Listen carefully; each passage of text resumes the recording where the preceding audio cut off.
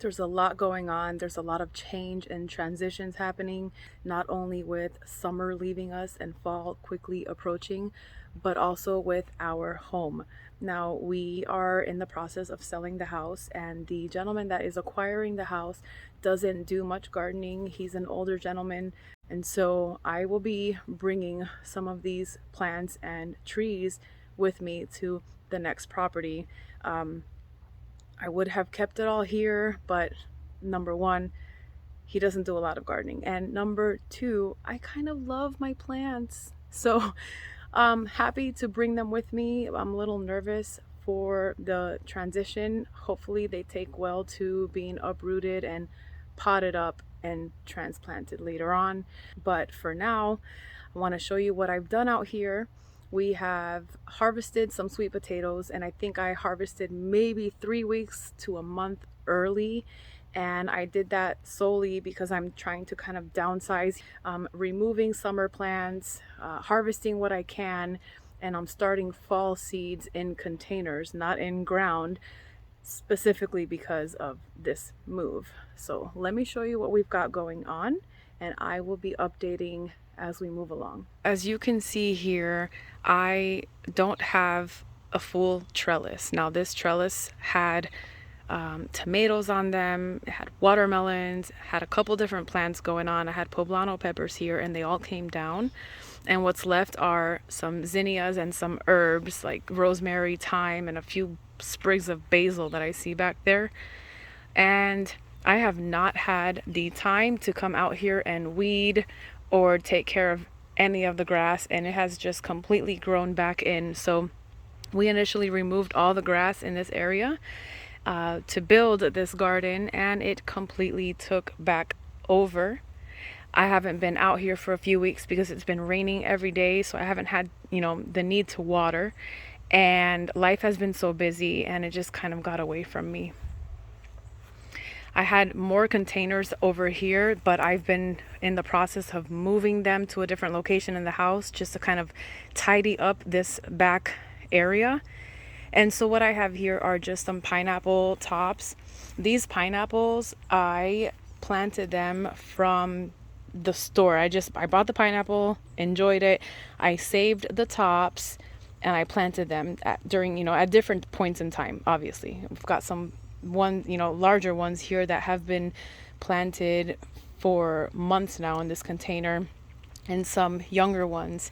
Now, my method is always just to keep it simple, and I plant the top directly in soil.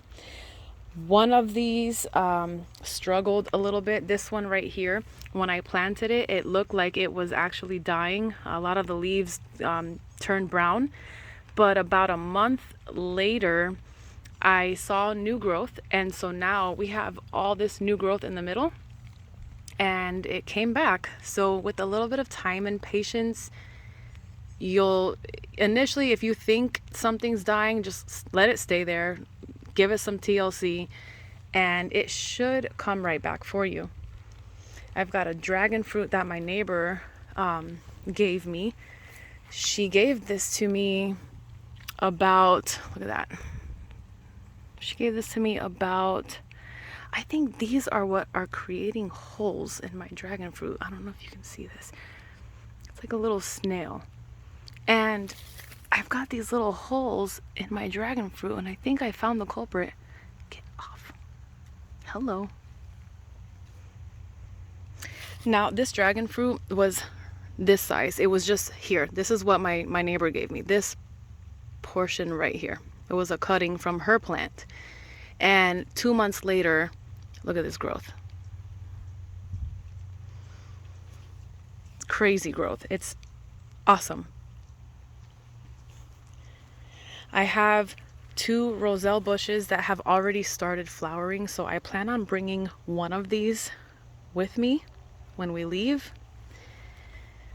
The flower, I saw the very first flower this morning. It had bloomed. It was beautiful. And here are the other flowers. Now, roselle can be used in teas. It's like hibiscus. You can make teas out of it, or what I plan on doing is not only using it for tea, but also to make jam, roselle jam, just like you would make strawberry jam or any type of fruit jam. Roselle jam is delicious. I had sweet potatoes over here that I harvested, and I'll show you the video at the end of this clip on what that harvest looked like. I might leave these papayas here. Hopefully the new owners will get to enjoy them next year. I'm taking this Acerola Cherry. It's Acerola Barbados Cherry. I've had this for about 3 years, maybe a little longer. And when I first got it, it was a little twig, and I had it in a container.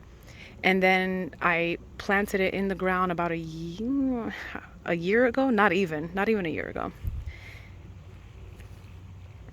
I'm also bringing this mulberry, and I'll be uprooting it and potting it up in probably a 20-gallon container, but I have to prune it back down a little bit because it's pretty tall. Over here I have an okra. I had 3 okras on the property and 2 of them didn't do too well, but this one here has given us several okra, and it looks like it's still flowering or trying to flower. Holding strong. It's a red okra. This papaya is coming with me. I'm going to uproot it, pot it up. I don't know whether it's a female or a male. It hasn't started flowering yet, but that one right here is a male. I bought that one at the nursery way before I started this from seed. And as you can see, this completely, it just has grown in so well. It's taller than I am. I'm 5 feet tall.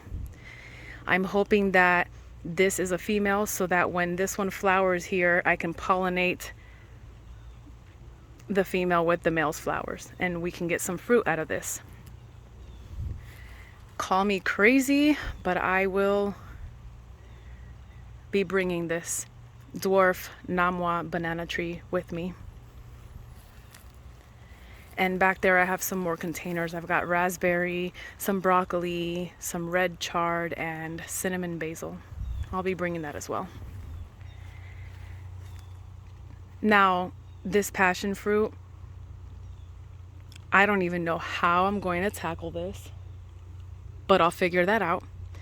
I can either take cuttings and plant them and start all over, or I can uproot it and somehow take this trellis with the plant and all to the new location. It will be challenging, but worth it. I love this passion fruit.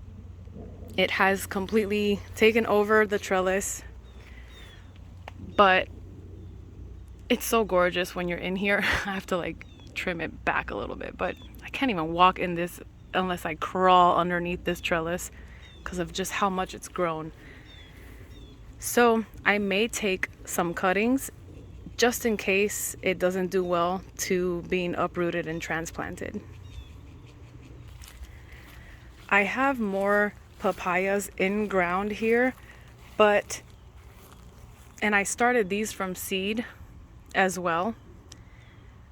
And there's like a little cluster of trees. I haven't actually thinned it out anymore. I wanted to see which ones kind of like did well. I know they compete with each other.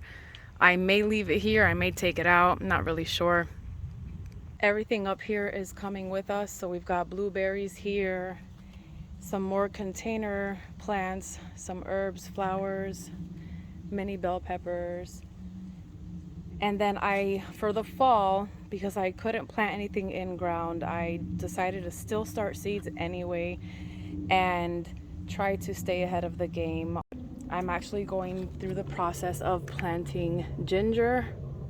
I have celery back there, potatoes. These are Yukon Gold potatoes. I started red and yellow onion seeds. And then these are my Everglades tomatoes. I planted them all at the same time, and look at how different the growth is between all of these plants. It's kind of funny. It's a pretty big difference. And then in here I started ají dulce peppers, some cayenne peppers,